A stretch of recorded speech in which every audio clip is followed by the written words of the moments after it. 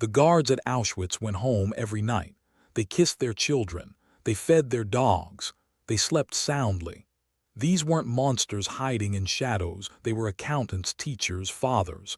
And that's what makes Hannah Arendt's discovery so terrifying. The greatest evil in history was committed by nobodies, not by villains with twisted souls, but by people who simply stopped thinking. Adolf Eichmann organized the deaths of millions. When Arendt saw him on trial, she expected a demon. Instead, she found a boring bureaucrat who couldn't form an original thought. Ordinary men doing monstrous things. This is the most disturbing truth about human nature ever uncovered. And the worst part, you might be more like Eichmann than you think. The thoughtless man. In 1961, Hannah Arendt traveled to Jerusalem. She was there to witness the trial of Adolf Eichmann, the Nazi officer who orchestrated the transportation of millions of Jews to death camps. The world expected a monster. What Arendt found shook her to her core. Eichmann was pathetically ordinary. He spoke in clichés. He couldn't complete a sentence without bureaucratic jargon. When asked about his crimes, he talked about train schedules and paperwork. He was not stupid. He was simply thoughtless. This man who signed death warrants for millions couldn't think for himself. He had no ideology, no hatred, no personal vendetta against Jews. He was just doing his job, following orders, going along with the system. And this, Arendt realized, was far more terrifying than any comic book villain, because Eichmann wasn't unique. He was everywhere, in every office, in every bureaucracy, in every society that stops asking questions. But what exactly did Arendt mean by thoughtlessness? Thinking vs. knowing. Here's the distinction that changes everything. There's a difference between knowing and thinking. You can know all the facts in the world and still never think. Thinking, for Arendt, meant something specific. It meant stopping, questioning, examining your assumptions, having an internal dialogue with yourself about right and wrong. Eichmann knew everything about logistics, schedules, and Nazi protocols, but he never once stopped to think, should I be doing this? Facts without reflection equals blindness. Most people confuse being informed with being wise. They read headlines, memorize opinions, repeat what they've heard, but they never engage in the difficult work of genuine thought. They never sit alone with their conscience and ask hard questions. If Arendt's insight is opening something in you, hit like and subscribe to keep exploring the depths of human wisdom, because what comes next reveals why this matters for your life. The absence of thinking doesn't just enable evil, it creates a specific kind of emptiness, the empty self. Eichmann had no self, not in the way we usually mean it. He had no inner life, no personal convictions, no stable identity beneath the roles he played. When the Nazis were in power, he was a loyal Nazi. When he was captured, he eagerly cooperated with his captors. He was a chameleon without a center. The sad truth is that most evil is done by people who never make up their minds to be good or evil. This is the hollow man, someone who borrows their identity from whatever system they are in. They have no anchor, no internal compass, no self that says, "This is who I am, regardless of circumstances." And here's the uncomfortable truth. Modern life produces hollow people. We're trained to fit in, to follow trends, to outsource our opinions to algorithms. Conformity. When was the last time you held a belief that made you genuinely uncomfortable in your social circle? That's the question Arendt forces us to ask. But thoughtlessness doesn't just affect individuals. System of evil. The Nazi genocide required an entire system of thoughtless people. Not a few evil masterminds, but thousands of ordinary functionaries. Clerks who processed deportation papers, train conductors who never asked where the tracks led, factory workers who made the gas. Each person did their small part without seeing the whole picture. And this is how modern evil operates. It fragments responsibility until no one feels responsible. You're not killing anyone. You're just filing paperwork. You're not destroying lives. You're just following company policy. You're not complicit in injustice. You're just doing your job. The system creates moral distance between actions and consequences. It allows people to participate in horror while feeling perfectly innocent. Small tasks become giant crimes. Arendt saw that totalitarianism doesn't need true believers. It just needs people who don't think. And that brings us to the most haunting part of her analysis. Anyone can fall. Here's what makes Arendt's work so disturbing. She's not describing monsters. She's describing us. The conditions that created Eichmann exist everywhere. Every time you go along with something wrong because it's easier.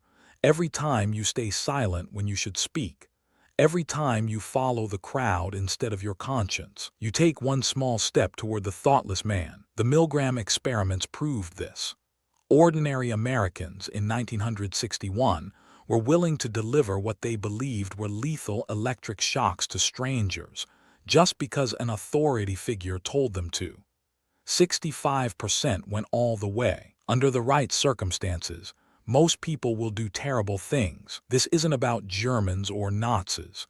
This is about human nature itself, the capacity for banal evil lives in everyone. The only protection is thinking constantly, uncomfortably, honestly. But Arendt didn't leave us without hope. The thinking cure. If thoughtlessness enables evil, then thinking prevents it. But what does genuine thinking look like? For Arendt, it starts with what Socrates called the two-in-one. You become your own interlocutor, you argue with yourself. You question your motives. You examine your assumptions. It's uncomfortable. It requires solitude. It demands honesty that most people avoid. Question everything, especially yourself. The thinking person cannot participate in evil because they cannot live with themselves afterward. They have a self to return to, a conscience that won't let them sleep. Eichmann had no such inner dialogue. He never had to face himself because there was no self there to face. This is why Arendt believed philosophy wasn't just academic. It was literally a matter of life and death. Thinking is the last defense against becoming a monster. But there's another element she discovered: courage to judge. Thinking alone isn't enough. You must also judge, and judgment requires courage. During the Nazi regime, millions knew something was wrong. They thought about it. They felt uneasy. But they didn't judge, they didn't say clearly and firmly, "This is evil. I will not participate." The manifestation of the wind of thinking is not knowledge, but the ability to tell right from wrong. Judgment is where thought becomes action. It's the moment you stop being a passive observer and take a stand. It's uncomfortable because it separates you from the crowd. It makes you responsible. Most people prefer comfortable complicity to uncomfortable judgment. The few who resisted the Nazis, who hid Jews, who sabotaged the machine, were not extraordinary people. They were ordinary people who made a judgment and stuck to it. They chose to think when everyone else chose sleep. And this leads to Arendt's most powerful insight: good vs. thoughtless. Here's the truth that haunted Arendt until her death. The opposite of evil isn't good. The opposite of evil is thinking. Good intentions mean nothing if you don't think. Kind people can enable horror if they follow orders blindly. Pleasant personalities can commit atrocities if they never question the system. Think. This reframes everything. Morality isn't about following rules or having good feelings. It's about the constant, exhausting work of examining reality and making judgments. Evil asks only for your thoughtlessness, nothing more. The Nazis didn't need your hatred. They just needed you to stop thinking. They needed you to file the paperwork, follow the procedures, trust the authorities. Silence, compliance, routine enable atrocity. Every authoritarian system in history has relied on the same thing: masses of people who prefer the comfort of not thinking. But there's one final lesson Arendt left us: vigilance eternal. Arendt's warning wasn't about the past. It was about the future. The conditions that created Nazi Germany can emerge anywhere, anytime. Whenever people stop thinking, whenever bureaucracy distances us from consequences, whenever conformity becomes more comfortable than conscience. Banal evil is always waiting in the wings of history. Look around you. How many decisions do you make on autopilot? How many opinions did you borrow from your feed? How many times have you stayed silent when something felt wrong? These aren't just philosophical questions. They are survival questions, because the next horror won't announce itself with swastikas and rallies. It will arrive quietly, bureaucratically in forms that seem perfectly normal until it's too late. The ideal subject of totalitarian rule is not the convinced Nazi or communist, but people for whom the distinction between fact and fiction no longer exists. The only defense is eternal vigilance of the mind. And that brings us to what you must do now, your daily fight. Hannah Arendt gave us more than a theory, she gave us a practice. Every day you face small choices, go along or question, stay silent or speak, think or sleepwalk. These moments seem insignificant, but they are everything. Small choices build your soul. The bureaucrat who signed death warrants didn't wake up evil.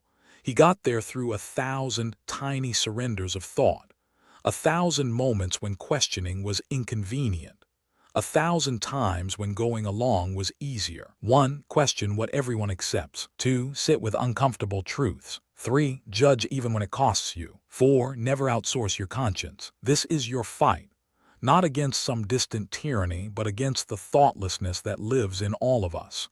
The banality of evil isn't just history, it's a daily temptation. Your thinking is your only shield.